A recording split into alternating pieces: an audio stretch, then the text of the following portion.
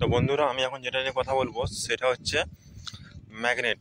ঠিক আছে, এই ম্যাগনেট কয় প্রকার? না, এই ম্যাগনেট হচ্ছে তোমার দুই প্রকার।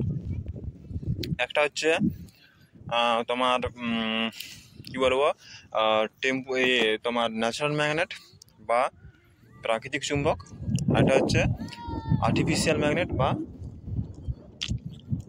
বা তোমার হচ্ছে ওটা আর্টিফিশিয়াল ম্যাগনেট বা কৃত্রিম চুম্বক। ঠিক আছে, তো এখানে কী হচ্ছে যে যেটা ন্যাচারাল ম্যাগনেট, ঠিক আছে, এই ন্যাচারাল ম্যাগনেট এটাকে কাকে বলে সেটাও জানতে হবে। ন্যাচারাল ম্যাগনেট প্রকৃতিতে যেসব চুম্বক পাওয়া যায় তাদের ন্যাচারাল ম্যাগনেট বা প্রাকৃতিক চুম্বক বলা হয়। আর হচ্ছে প্রকৃতিতে যেসব চুম্বক পাওয়া যায় তাদের প্রাকৃতিক চুম্বক বলা হয়। এই ধরনের চুম্বককে খনিজ চুম্বকও বলা হয়। ঠিক আছে, এই ধরনের চুম্বকের শক্তি বেশি হয় না আর বাজারে বেশি কিনতে পাওয়া যায় না, আর এরা নির্দিষ্ট আকারের হয় না। আর এরা যেহেতু গ্রিক দেশের ম্যাগনেসিয়া নামক অঞ্চলে এই ধরনের পাথরটি পাওয়া গেছে, তাই এদের নাম রাখা হয়েছে ম্যাগনেটাইট। বর্তমানে আমরা যেটাকে ম্যাগনেট নামে পরিচিত।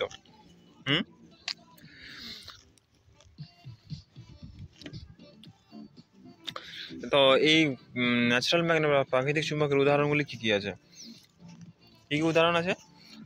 একটা হচ্ছে তোমার লোডস্টোন আর দিগদর্শন, প্রদর্শন, প্রস্তর। ঠিক আছে, তারপরে যাচ্ছি আর্টিফিশিয়াল ম্যাগনেট বা কৃত্রিম চুম্বক। এই আর্টিফিশিয়াল ম্যাগনেট কাকে বলে?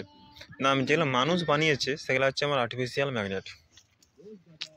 ঠিক আছে, মানুষ যেগুলো নিজের হাতে বানিয়েছে সেগুলো হচ্ছে তোমার আর্টিফিশিয়াল ম্যাগনেট, মানে যেখানে যেরকম প্রয়োজন সেরকম অনুযায়ী বানানো হয়েছে, তো সেগুলোকে আমাদের আর্টিফিশিয়াল ম্যাগনেট বলা হচ্ছে। এবারে এই আর্টিফিশিয়াল ম্যাগনেট আবার দুই প্রকার। ঠিক আছে, আর্টিফিশিয়াল ম্যাগনেট দুই প্রকার। একটা হচ্ছে তোমার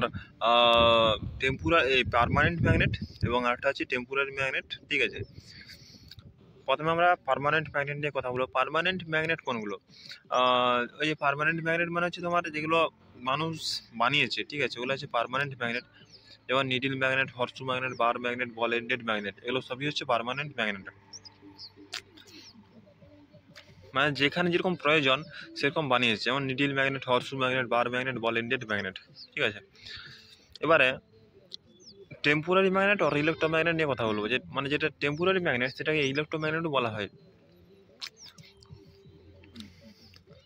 তো এগুলো টেম্পোরারি ম্যাগনেট কাকে বলে? যেটা ইলেকট্রিসিটির মধ্যে ম্যাগনেটাইজ করা হয়, আবার যখন ইলেকট্রিসিটি বন্ধ করে দেওয়া হয় তখন সেটা ডিম্যাগনেটাইজ হয়ে যায়, তখন তার ম্যাগনেটাইজ প্রপার্টি আর থাকে না। মানে যখন আমি ওটাতে কারেন্ট দেবো তখনই এটা ম্যাগনেট রূপে কাজ করবে, এবং যখন ওটা কারেন্ট বন্ধ করে দেবো তখন সেটা ডিম্যাগনেটাইজ হয়ে যাবে, তখন তার ম্যাগনেটাইজ প্রপার্টি আর থাকবে না। আমাদের পৃথিবীতে যত রকম পদার্থ আছে সবগুলোকে তিনটে ভাগে তাদের ম্যাগনেটিজম প্রপার্টি অনুযায়ী ভাগ করা হয়েছে। এক নম্বর হচ্ছে ফেরোম্যাগনেটিক সাবস্টেন্স। ফেরোম্যাগনেটিক সাবস্টেন্স সেগুলো যেগুলো খুব স্ট্রংলি আকর্ষিত হয়, সেগুলোকে ফেরোম্যাগনেটিক সাবস্টেন্স বলে। যেমন লোহা, নিকেল, কোবাল্ট, এগুলো চুম্বকের সাথে খুব স্ট্রংলি আকর্ষিত হয়, তার জন্য এটাকে ফেরোম্যাগনেটিক সাবস্টেন্স বলা হয়।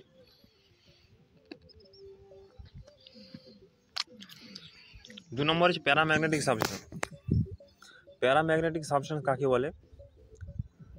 প্যারাম্যাগনেটিক সাবস্টেন্স হচ্ছে যেগুলো খুব স্লাইডলি বা খুব হালকাভাবে ম্যাগনেটাইজ হয়, সেগুলোকে প্যারাম্যাগনেটিক সাবস্টেন্স বলে।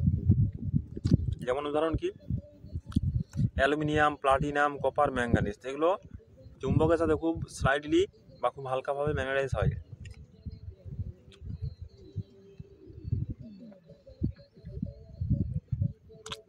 তারপরে হচ্ছে তোমার ডায়াম্যাগনেটিক সাবস্টেন্স। ডায়াম্যাগনেটিক সাবস্টেন্স সেগুলো যেগুলো ধরতে চায় না বা আকর্ষিত করতে চায় না, সেগুলোকে ডায়াম্যাগনেটিক সাবস্টেন্স বলে।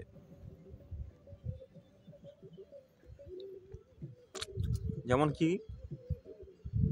Bismuth, sulphur, graphic, glass, paper, wood, etcetera, এগুলো চুম্বকের সাথে বেশি আকর্ষিত হতে চায় না। ঠিক আছে, এখানে একটা জিনিস আমাদের মনে রাখতে হবে, এয়ার হচ্ছে প্যারাম্যাগনেটিক সাবস্টেন্সের উদাহরণ, এবং ওয়াটার হচ্ছে ডায়াম্যাগনেটিক সাবস্টেন্সের উদাহরণ। আজ এই পর্যন্ত। ভিডিওটি ভালো লাগলে একটা লাইক করবে, চ্যানেলটিকে সাবস্ক্রাইব করবে, ঠিক আছে, আর এই ভিডিওটিকে অনেক অনেক শেয়ার করবে।